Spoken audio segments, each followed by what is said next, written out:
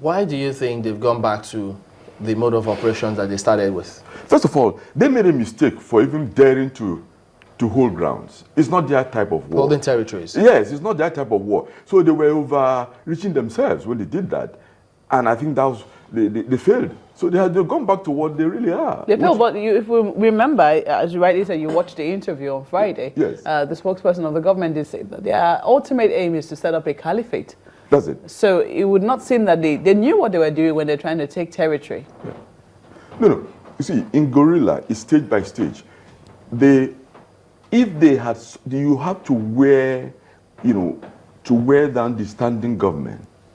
With time, as they would try to do, is try to discredit the government, the standing government. With time, then they would then start taking over territories. But in this case, they took over territories when they saw the gaps in the contradictions in our security. But now with the new president and the new climate, we've been able to take back the territories. But let us not make mistake. Let us not mistaken that for having defeated the Boko Haram. Because, you see, like I've said here before, the Boko Haram crisis is a battle of the mind. You will have to work harder involving the locals and in mobilizing more people. When would you say that we've defeated it? Pardon? When would we say we've defeated Boko Haram? When would we say we've defeated Boko Haram? Let me answer this way. This question is, when we once say that the British defeated IRA, it's when they met. When they eventually they left the battle and talked. And the British government now tried not to address some of the yearnings of the Irish. So that's when you can start thinking. Eventually, defeat will only happen politically. It cannot happen militarily, especially in a war like this. So you would also recommend negotiations? I would rather, yes, if given the chance. But more than that, you must send signals to the people that there is hope. You see, like Bishop Onyeka just said in the news you just mentioned, he is saying these people are our people. If you don't give them any hope and you think that the only hope is to kill them, then they will fight to the last. But if they see hope that, look, yes, maybe some of our problems will be dealt with. To start with, the whole Boko Haram, part of it was corruption. I hope you know that the people went and helped government to, like, they were like talks, helped government to come to power in Borno State. When they got into government, they saw the decadence of government. And this was say, come on, this is not like, as we as Muslims, is this the corruption that is in government? Then they reacted against. Even though there are different versions to that. Right. Everything. Then in that reaction, why was that man summarily killed, Mohammed Yusuf? Because he had a lot of information. What I'm saying is that was a separate stage. After they had attacks and they began attacks. They began fighting the local government. That what it was a local fight. That the people, the corruption, they were fighting corruption. And this takes me to the other point where I'm really very, very embarrassed by the corruption I see in some of the military guys who were supposed to be equipping and funding people in war front. Rather, instead, they were enriching themselves. That again, it's part of the problem. Corruption is part of the problem. You know, you spoke about we need to up our intelligence. Yes. You need to involve local people. True. People need to give more information. Sure. But you never mentioned the police. Pardon? You never mentioned the police. No. The police are uniformed agents. You see what I mean? You said we rely too much on military. No. I'm talking of the military uniformed. That is, it's just like private security. If you go to every state, you see people in private security wearing uniform and standing by the gate. That does not mean that someone cannot creep in and enter a place. Does the police have a role in this? The police certainly have. They certainly have.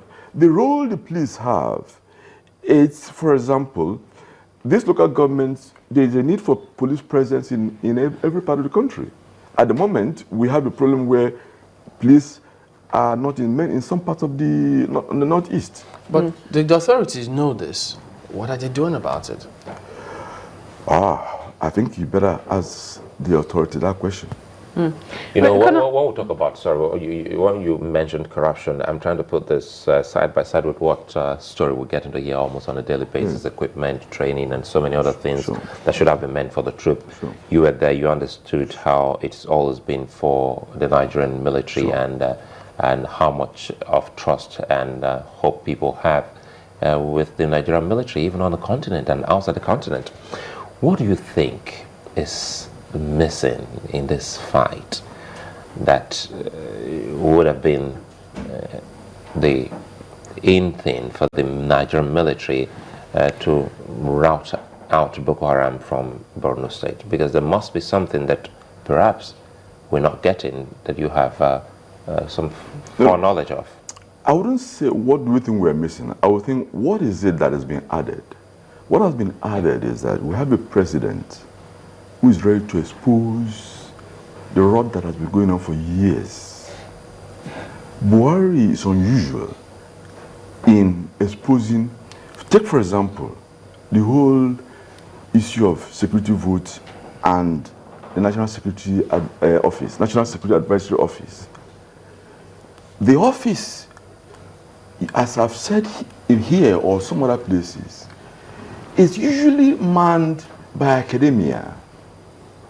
It is an office for somebody who has to do with social, political, and economic security, who brings a new government in place vision, and then tries to look ahead as to and advise the government. For example, you can see how the Americans, when they realized that they were too dependent on Arabs for oil, they thought that they must free themselves. That is the kind of advice, a national security advice office works in conjunction with universities to look ahead and proceed. For example, we have the Fulani herdsmen problem we're having. This problem is something that the National Security Advice Office should have foreseen after the Lake Chad shrinking. That is the kind of advice they bring to bear to government, not being in the office to be sharing money. This issue of sharing money, it didn't start with the last government, if I may say so. So we're talking about some form of research, analysis, and being proactive from the office of the NSA. It's much more academic. You see, it's always, Susan Rice, who is presently the NSA, it's someone from the academics. The likes of the beginnings of this Robert McNamara during the Bay of Pigs in the American Russian, they were all academia. It calls for the most brilliant minds to be advisors. Now, what have we turned? We turned it since President Babangida's time to an office which has become a special vehicle purpose office for dealing and handling money that cannot be accountable in the public. So we need to restore the NS's office to what it is. Just quickly though, we're already rounding off, we were told. You were part of that national conference, and there were far-reaching recommendations made. Are you confident that the government will look towards that area to see if we can find solutions to some of the problems plaguing us? Honestly, I think His Eminent Ambassador Anyoku made a critical statement in the new school in Ibadan Government School of Government. I think really, I beg the president to put away political and look at the national conference report. He even dealt with this issue of the fight between the cattle rustlers and the Fulani herdsmen and the locals. It's a very comprehensive report. It's not the best kind it could be, but it's the best, one of the best we have. So I think that should be integrated, it should be looked into. And finally, now that the military, Air Force, says they have the possible location of the Chibok girls, do you think the president can now say, well, we now have credible intelligence as to where they may be? First of all, I think the Air Force was too quick to make that public. You see, in my training as a military man, let your actions speak. What's the point of the announcement? I don't think that if I didn't listen carefully, I don't think that is proper. You know, what we should be hearing is that we have got the cheaper girls, not giving us so it's not good training for any military man to come over and start saying that, oh, we have information where they are. Someone just said that some time ago, and yet we're not. So I think the officer needs to really go back and do what needs to be done.